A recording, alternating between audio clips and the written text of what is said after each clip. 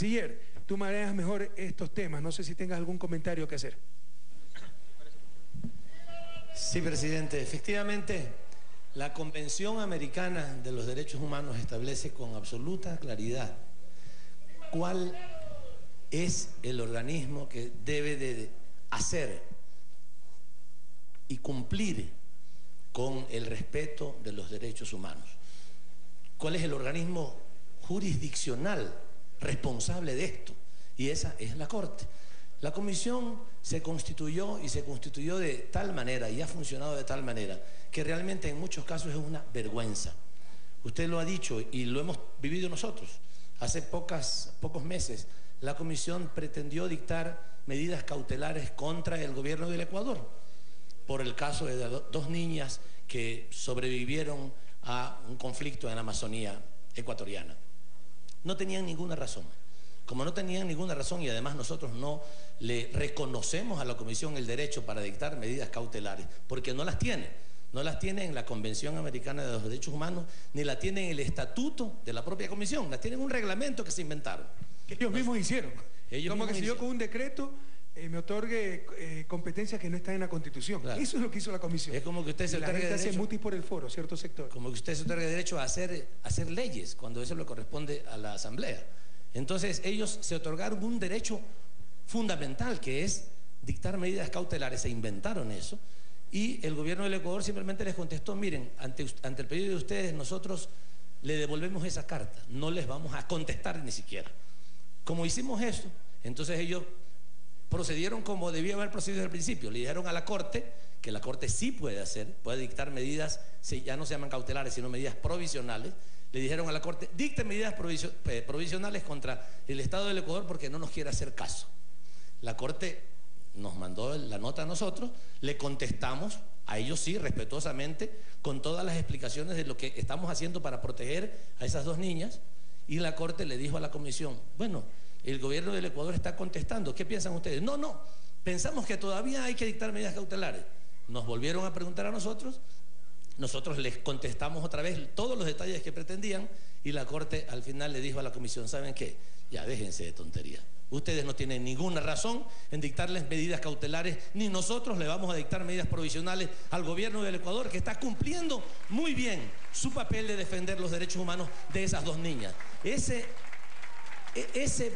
bofetón que se le dio a la Comisión, todavía ellos ni siquiera pueden recuperarse de eso. Y además de lo que usted ha dicho, presidente, resulta que el presidente de la Comisión es un ciudadano latinoamericano, pero lamentablemente la responsable, la presidenta adjunta de la Comisión, es una ciudadana de Estados Unidos, de esos famosos de esas famosas ONG. Esos eternos burócratas. Está desde 1994. En la práctica es la que dirige la Comisión. Esa es la realidad, porque trabaja a tiempo completo. Los comisionados van 2 veces al año a reunirse 7 días o 15 días del año para saber qué cosas les piden que firmen. Esa es la realidad. Así es que, con toda claridad, la Comisión debe saber que mientras siga infringiendo los conceptos de los derechos humanos, la institucionalidad de los derechos humanos, Ecuador, y también sabemos que muchos otros países están ya desconociendo esas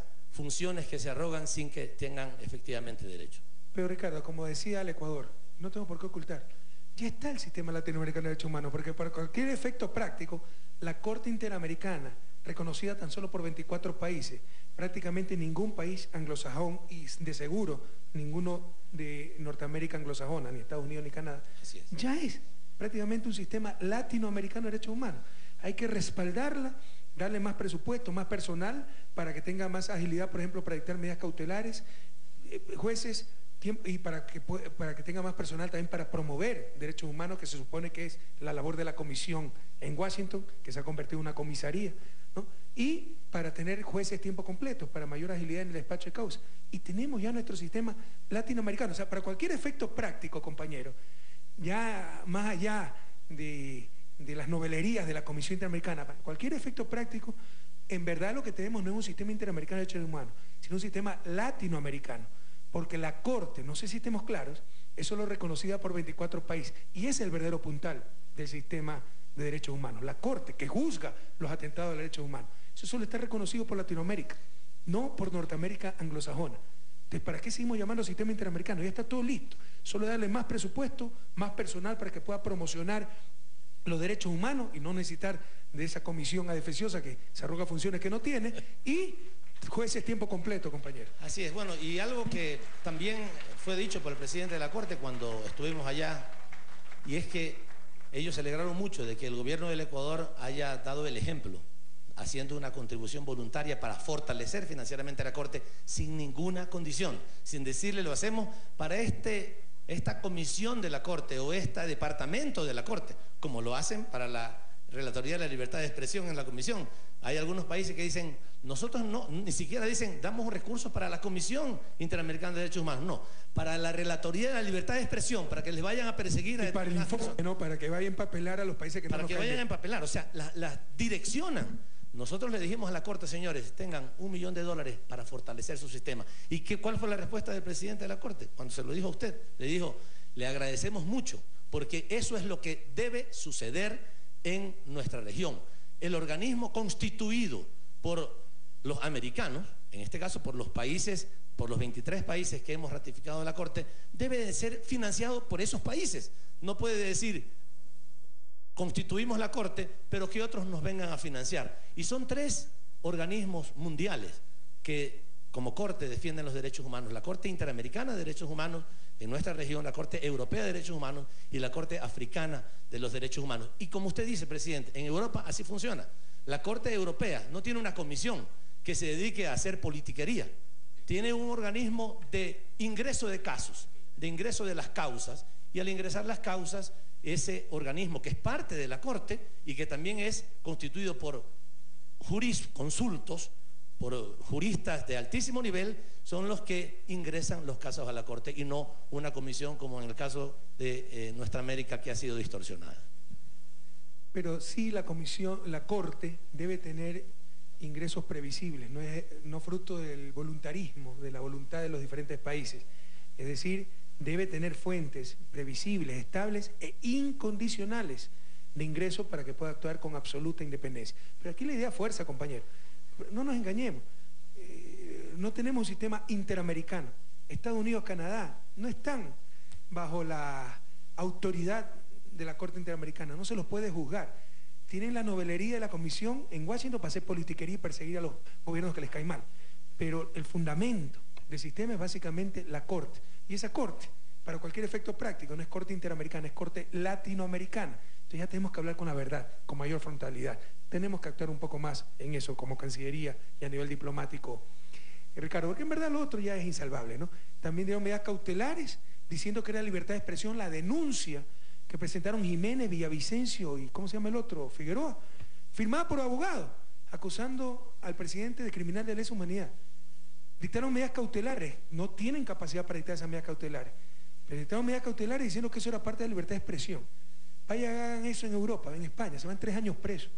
Pero aquí estos noveleros de libertad de expresión.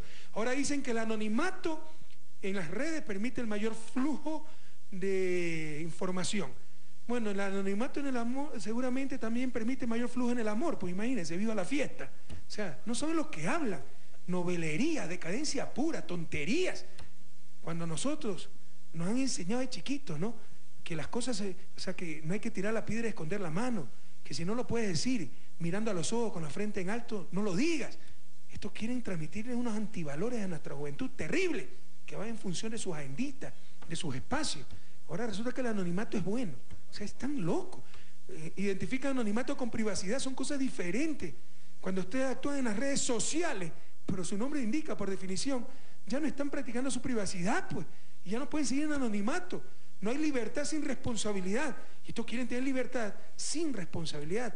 Eso no existe, compañero. Son antivalores. No es símbolo de avance civilizatorio, es símbolo de decadencia. Pero con todos esos defecios nos viene. Entonces ya es hora de crear algo nuevo, mejor y nuestro, latinoamericano, compañero. Presidente, permítame solo